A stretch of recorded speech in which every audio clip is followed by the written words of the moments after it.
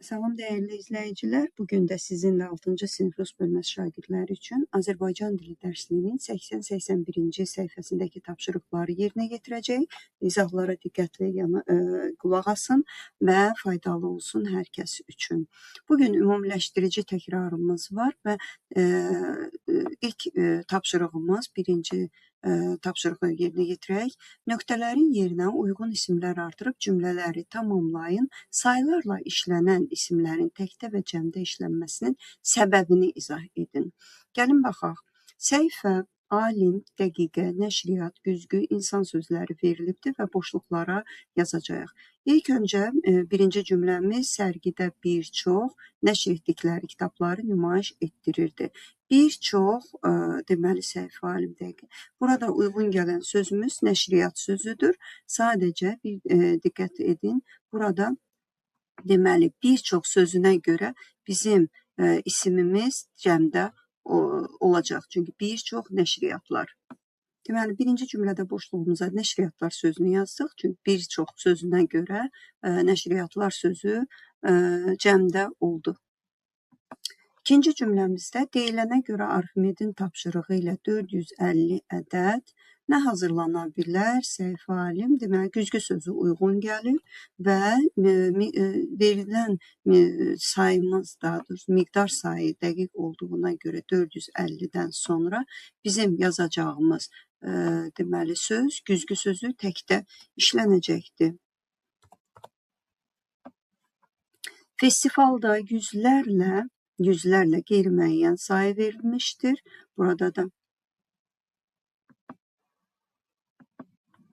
yüzlərlə insan sözünü yazırıq, qeyd edirik burada boşluğa.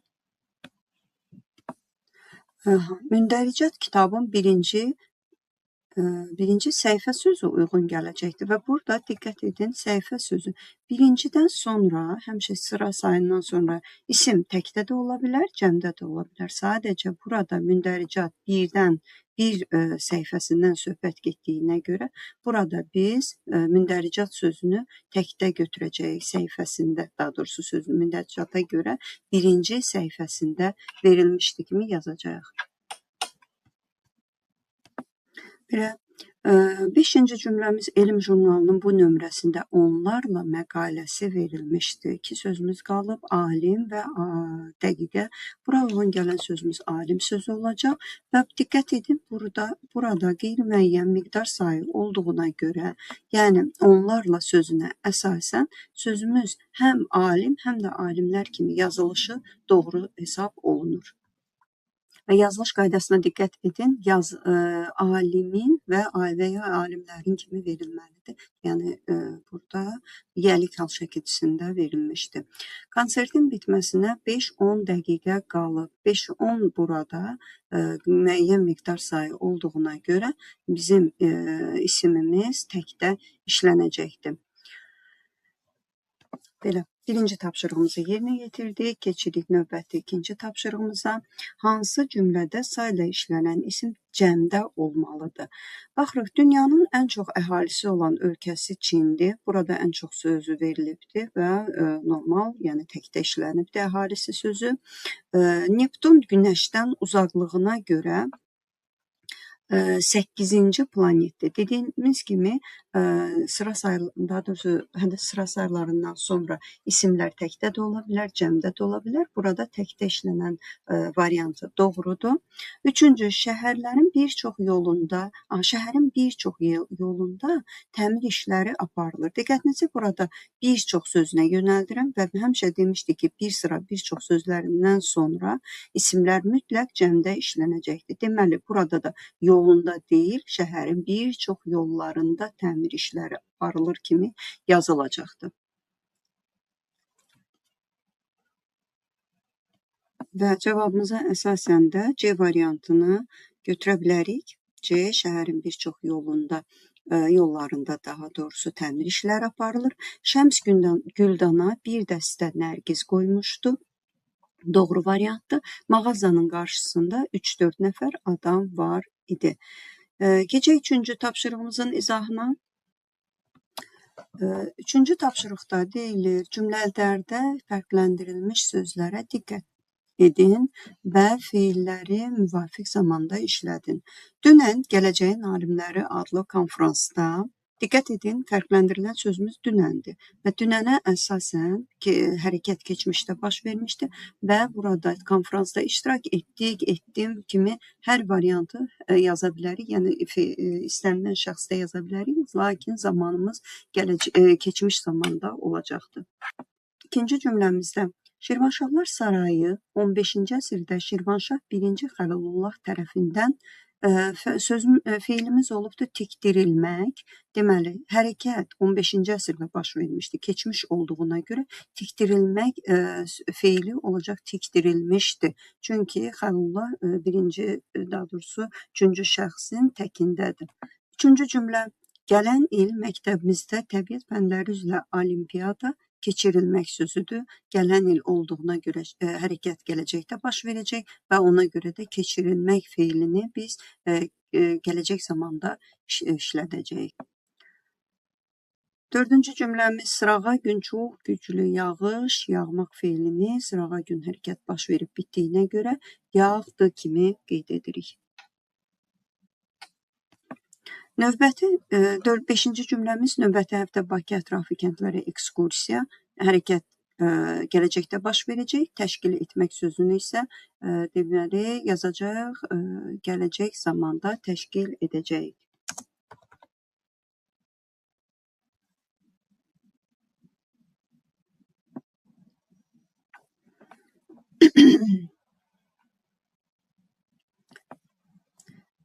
Yazırıq. 6-cı tapşırığımızda təbiətsevərlər hər il minlərlə ağac, hər il bu hərəkət, bu ədənət davam edirsə, indiki zamanda olacaqdır.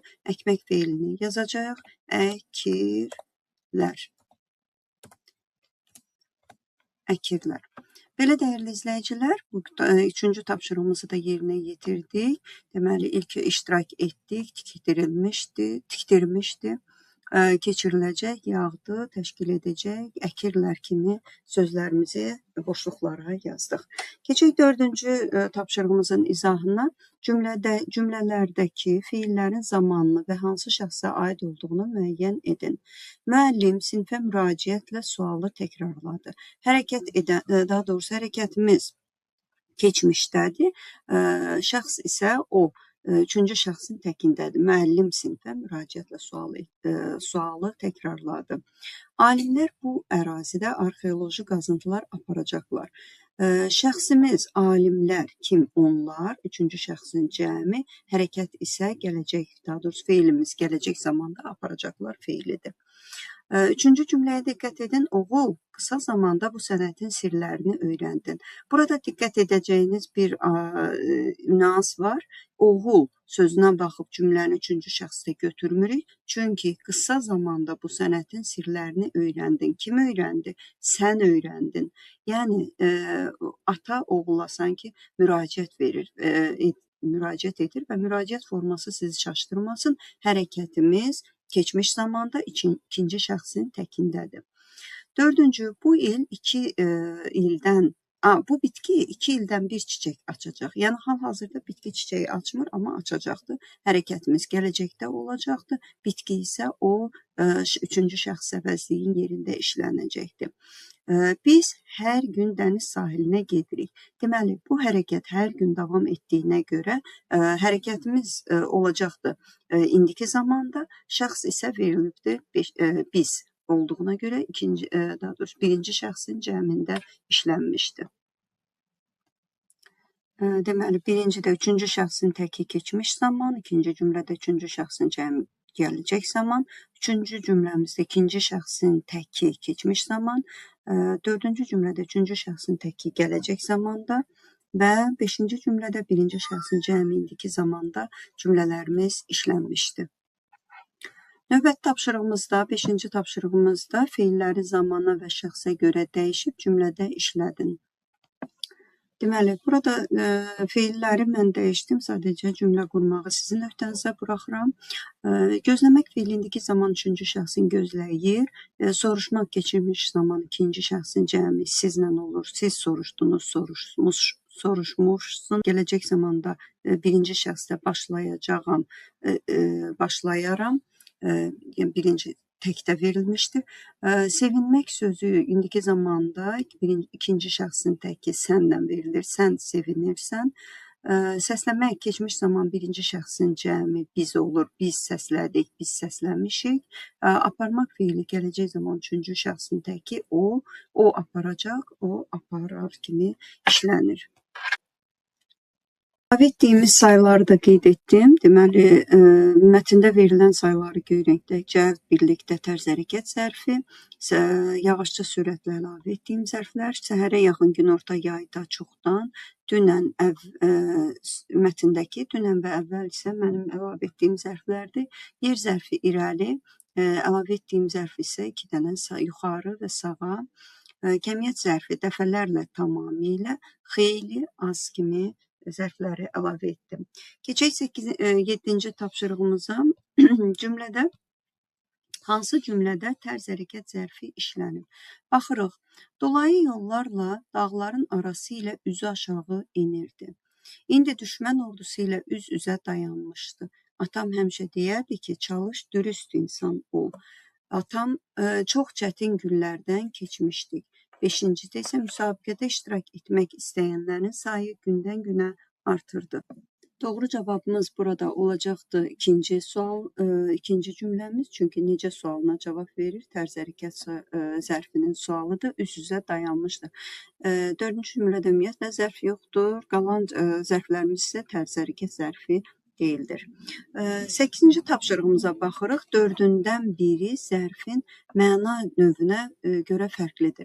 Bu tapşırıqları ümumiyyətlə yerinə yetirəndə sizə tövsiyə edirəm ki, suallarla müraciət edin sözlərimizi. Çünki ən asan tapmaq yolu suallarladır. Aşağı, hara, yuxarı, hara, burada, harada və birdən.